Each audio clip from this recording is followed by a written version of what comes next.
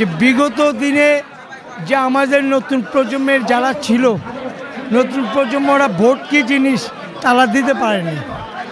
এই সদস্য সংগ্রহের মাধ্যমে তারা তাদের নিজের ভোটটা দিতে পারবে, এইটাই তাদের জন্য নতুন একটা মেসেজ থাকবে আমি মনে করি।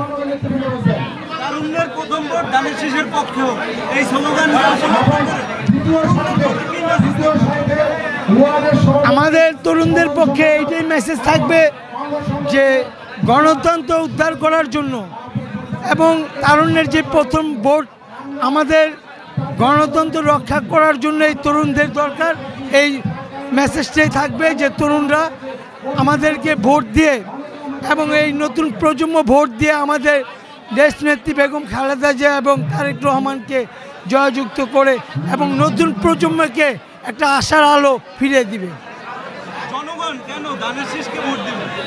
আসলে জনগণ তো এই কারণেই ভোট দিবে, যখন এই দেশের ক্রান্তির লগ্নে ছিল, যখন এই দেশ বিপদে ছিল, তখনই ধানের শীষ সে পক্ষে যখন ভোট দিছে, তখন এই ধানের শীষে নেতৃবৃন্দরা এমপি মন্ত্রীরা তখন এই পক্ষে জনগণের পাশে ছিল।